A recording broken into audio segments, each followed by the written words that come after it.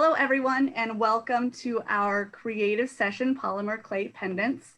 We are live with Living Proof Exhibit for this awesome workshop that we were supposed to have a couple of weeks ago, but the storms knocked out power to everyone involved, and so we had to reschedule for tonight. So we are lucky enough to be live with Marla, an awesome local artist, to teach us how to make polymer clay pendants. So I will let Marla take it away. Hello.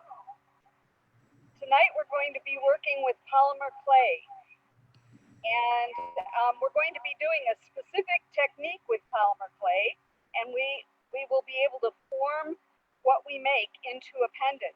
And the kits that you picked up had a foil box, which you will be able to bake your clay in, because polymer clay is a very safe substance, and you can bake it in your regular oven or in a toaster oven at 275 degrees.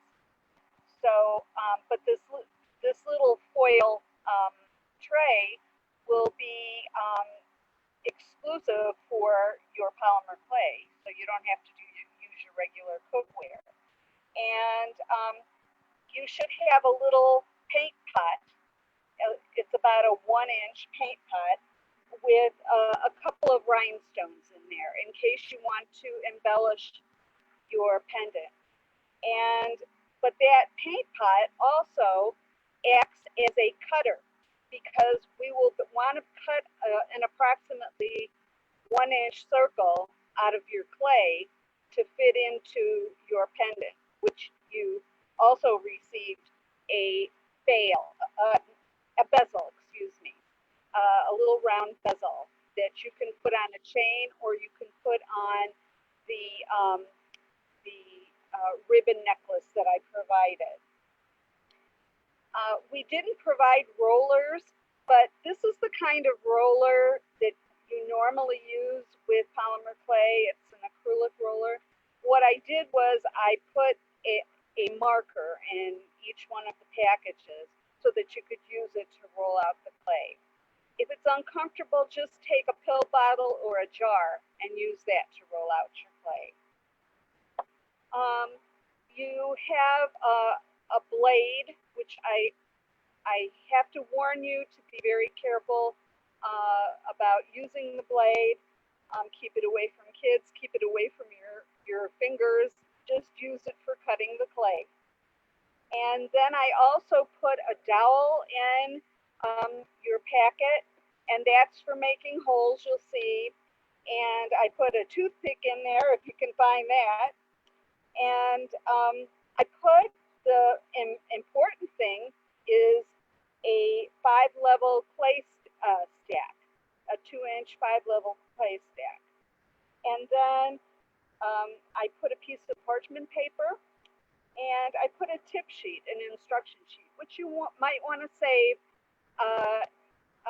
as you go into using polymer clay more.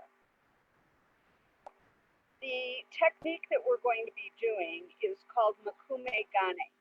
Now, makume gane started out as a metal technique, a Japanese metal technique, and in the 1700s, they used this metal technique to create adornments for swords, for the samurai swords. So the way it was done is with layers of different metals. Makume means wood grain, and gane means metal. So we're not really doing it with metal, but we're attaining this wood grain, this makume, the same way they did with metal, but we're doing it in clay. Okay, so let's talk about some of the other tools. Now, this is an important tool here. You probably recognize it as a pasta machine, and it is. And you can, if you have an old pasta machine, you thought you were going to be making pasta, and you bought a pasta machine. and you put it away up in a back corner of your kitchen, you can take that out and you can use it for your polymer clay. Now, don't use it for polymer clay and pasta. Use it for one or the other, but that's something you can use. The the um, the clay machine here can be adjusted to various thicknesses. So I prepared some clay. The clay comes in a package like this, and you can break off a piece of clay, and you can run it through the pasta machine. And I'll just give you a little demonstration of how the pasta machine works. And I put Frank in.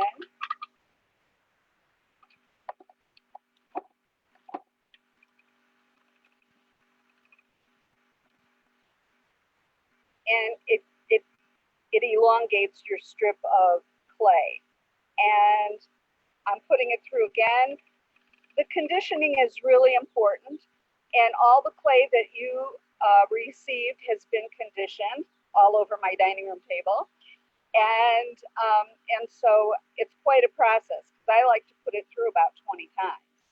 So what that conditioning does is makes it pliable, but it also there's the polymer chemical aspect of the clay where the particles all come together, and so that's it's an important thing to do is to condition your clay. So I have other pieces of clay here, and I did several colors.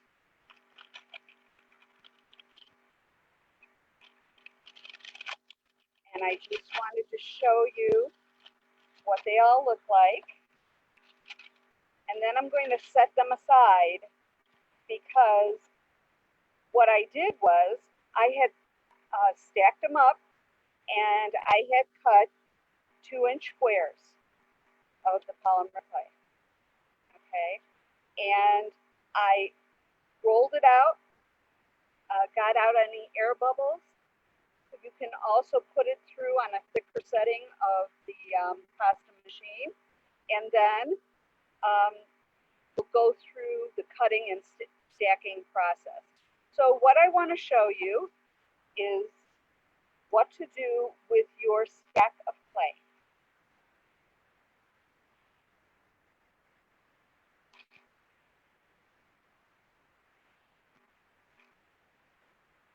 We're outside, so it's kind of sticky, but I do have to say that it's a good idea to refrigerate your clay in between steps. So what I'm going to do, I love using parchment paper because not only can I roll clay out, I can cut it on there too. You still have to be careful, maybe put a magazine or something underneath it. But I roll it, I cut it, and I can take this and I can bake on it too. So I can put this right into my foil pan and bake right onto the parchment paper. So parchment paper is, to me, an essential thing. You can live without the pasta machine because, like I said, you can condition clay with your hands. You can roll it with a roller, but parchment paper is something really good to have. Okay, so I've taken my stack of clay and I'm going to roll over it just to make sure that all those pieces are stuck together.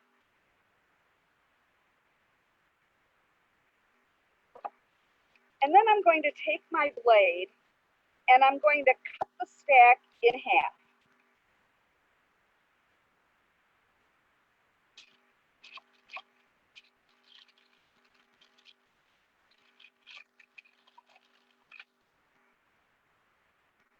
Okay, so I have 2 pieces. Now I'm going to put those stacks, those half pieces, one on top of the other, and I'm going to roll it again. And like I said, use a jar, use a pill bottle, anything that, you know, is round and fairly solid. All right, so I have my stack. All right, now I'm going to try to compress it a little more. I'm going to do it going in both directions. It's getting a little misshapen, but don't worry. You can get it back into a rectangle or square later. Okay, so we have our stack like this. And you see we're getting some cool stripes, which actually sometimes if you want, you can cut the edge off and use that for for for for making jewelry or making adornments on picture frames or whatever. Okay, all right. Then I'm going to take my stack and I'm going to cut it in half again.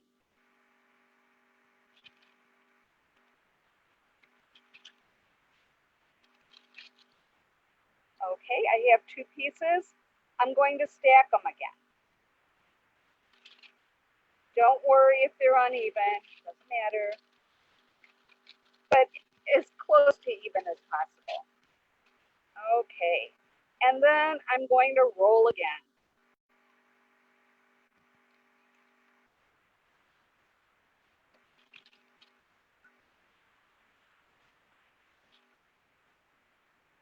You can press down and roll. We want to get all the air pockets out, and we want to have some nice looking layers there. Okay, and then I'm stretching it a little bit to get it into a rectangle shape again, pressing it in.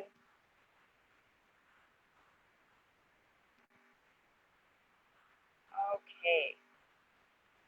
I think what we're going to do is we're going to make one more cut down the middle and stack it again.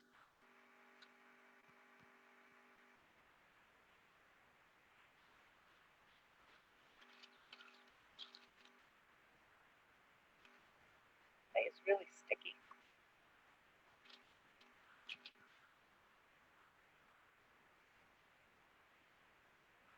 Okay, so I have a nice stack. I don't know if you can see how many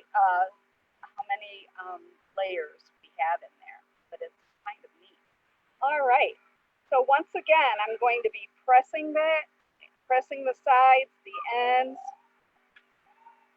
into a rectangular shape. So it's probably about 1 by 2 inches right now.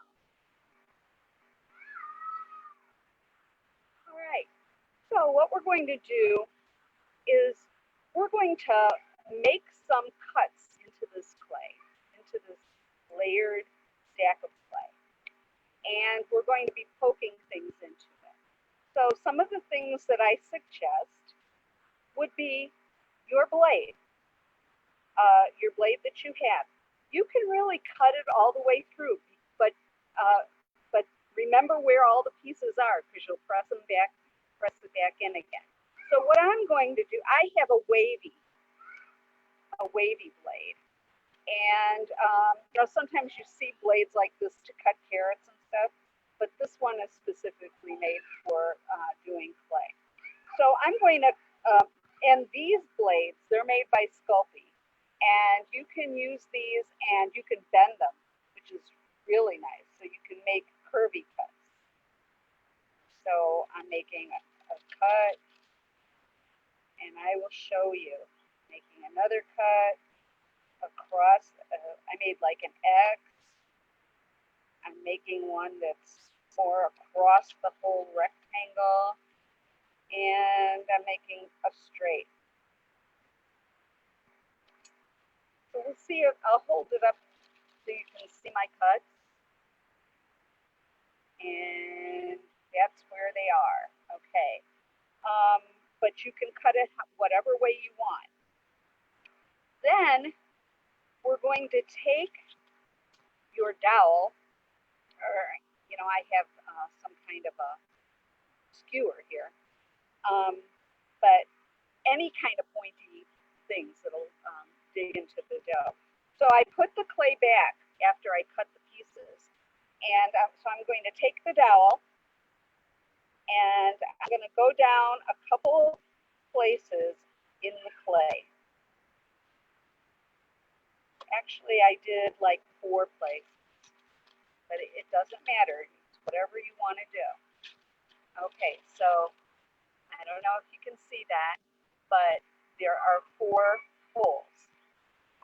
Then I'd like you to take your toothpick and go in other places and just stick it all the way down into the clay.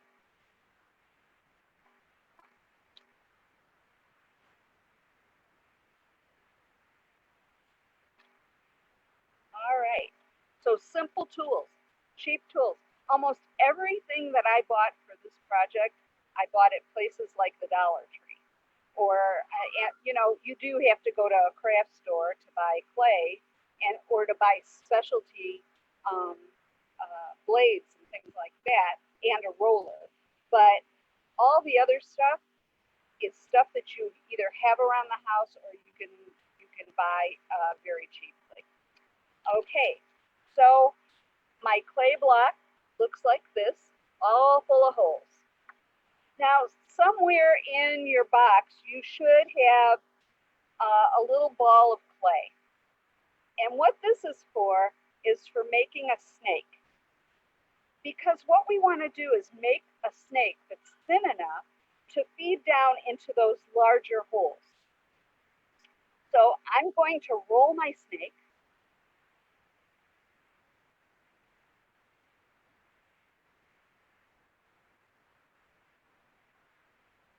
Pretty thin so that it can go down into the hole.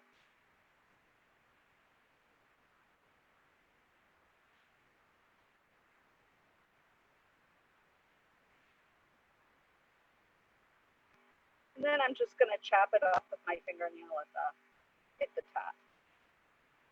And then I'm going to feed it down into the other holes that I made. So I made 4 holes. It's going to take me a little bit still. And if it doesn't go all the way down, it doesn't matter. Because you're going to see the magic of the origami when we get into the cutting of our clay.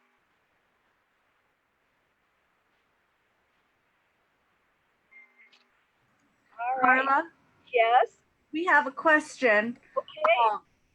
Are you supposed to cut it all the way through? You can cut it all the way through. But then after you cut it all the way through, you want to press it back together. And can we see it a little bit more close up? Can you just push it toward the camera a little bit? Okay. Here we go. Thank you. You see it? And yeah, I think we can see it pretty well. Side. All right. Got it? Yep, thank you. Okay.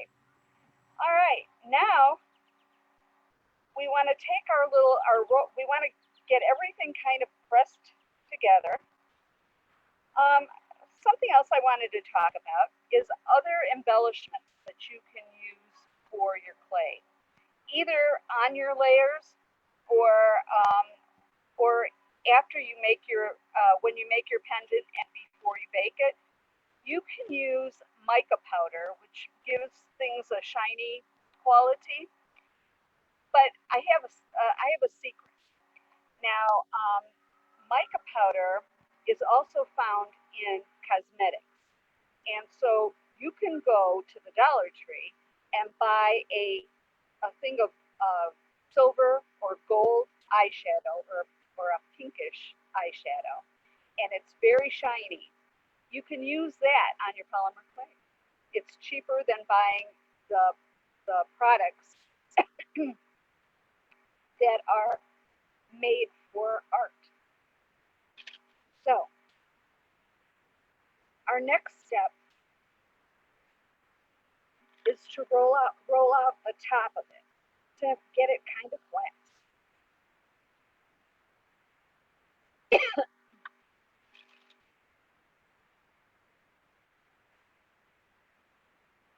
have our stack. We can keep making it rectangular by pressing in the sides.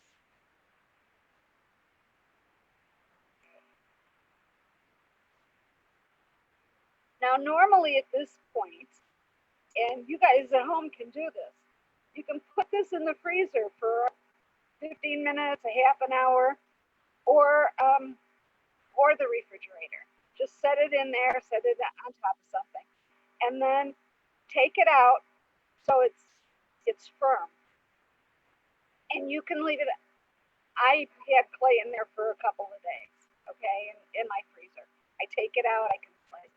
It just makes it that much easier to do the final slicing.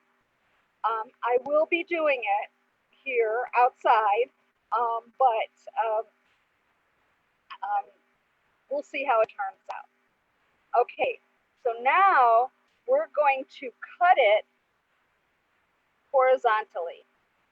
And a lot of times people use layers, very thin layers, to make a very thin veneer on, say, a picture frame. Or they could use it to make jewelry too. They will roll out a thicker piece of clay and start putting very thin layers of this clay onto, say, a black background or a gold clay background or something.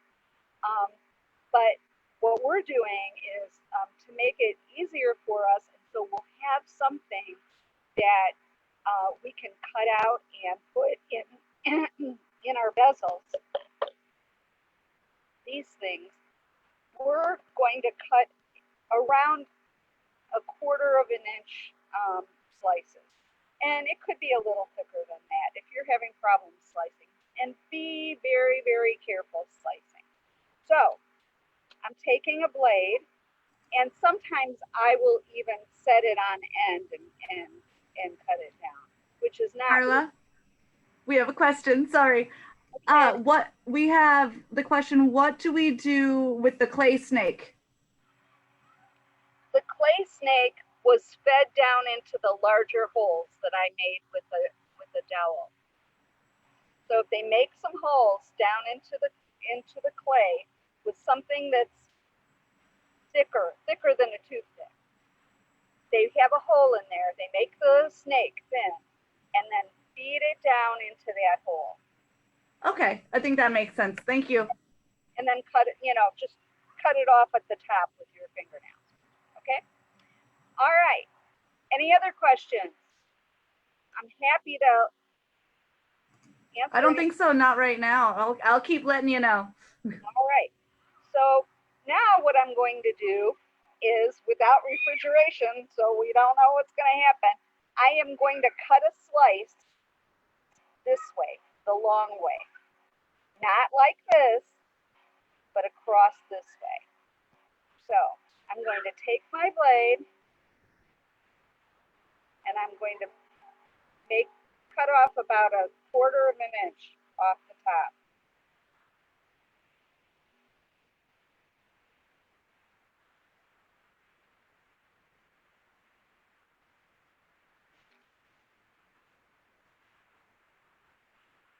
So this is what I get.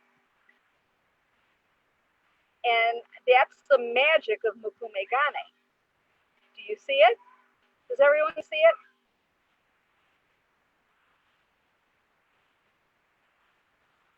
Okay. Light, and lean forward. I'm going to put the light on. All right. Here we go. Oh, does that help? Does everybody see it? So this was the top that I cut off, and there is the bottom. Now I could get a couple other slices off of this too, and they will all be different.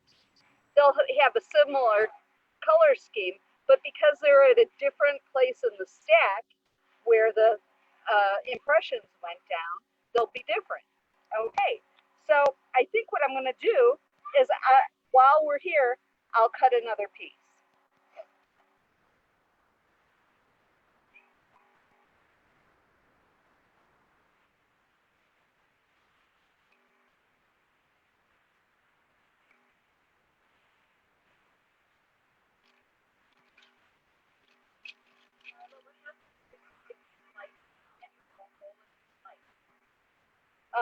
Oh, you can you can press it back together if you have a hole in your slice.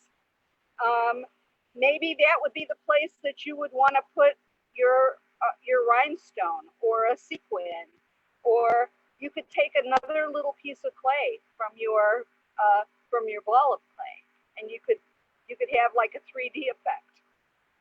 There's all kinds of ways of remedying the situation.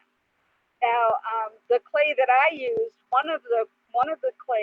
two of the clays I use have mica built into the clay, and most of the Sculpey clays don't. But Sculpey makes a clay called it's either a Fimo, and some of those clays have special effects in it, so they have mica in them. And so one of the clays I have is like a navy blue kind of a clay. It already has sparkles in it, and I believe the silver still has like a mica in it, and maybe copper does too. So anyway, here we go. We've got a nice slice here. And so what we're going to do is we're going to take our cutter. Hang on a sec.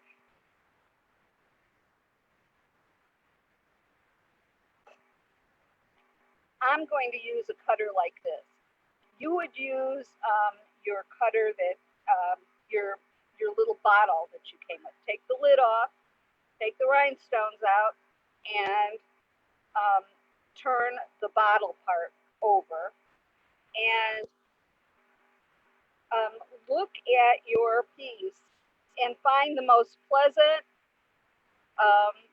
section that you have there that you would want to keep as a pendant. So I'm looking and I am seeing,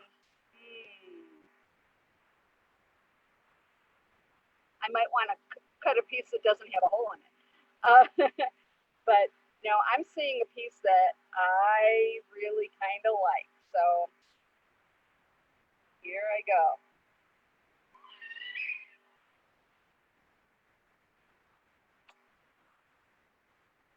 So here is the piece that I cut a circle, about a 1-inch circle. Oh, yeah, it might.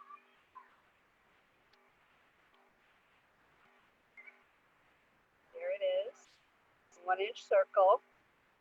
So now you can either bake it right in the bezel, and if it's not quite as big as the bezel, you can like kind of form it into the bezel shape, because some of those little bottles are a little smaller than 1 inch. So at this point, you can bake this piece, put it on, you could put it on a piece of parchment paper, put it in your foil, and bake it for a half an hour at 275 degrees. After it comes out, have a bowl of ice water ready. And as soon as it comes out of the oven, drop it into the ice water. Don't ask me what happens, but I think it helps maintain the shine. There are glazes that you can use that are specifically made for polymer clay, but otherwise you use like a water-based varnish, but like Varathane water-based varnish. But the Sculpey works really nice. Comes in a little Sculpey glaze. It comes in a matte finish and it comes in a shiny finish. But so you bake this once again at 275 degrees for a half an hour, and then you can glue it into your bezel. And I provided the participants with a little one-use tube of crazy glue, and that's perfectly fine. Normally I use a glue 6,000, but crazy glue is pretty much the same. Just don't get it on your hands. It's hard to get off. And so there's my bezel. And you can put it, you could put it on your ribbon chain. You could put it on a silver chain that you have, so it matches your bezel. But that's how you do makume gani. Thanks.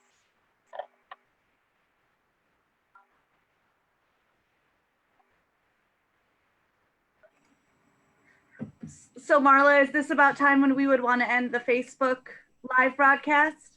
So, all right, perfect. Let me just move over to myself here really quick.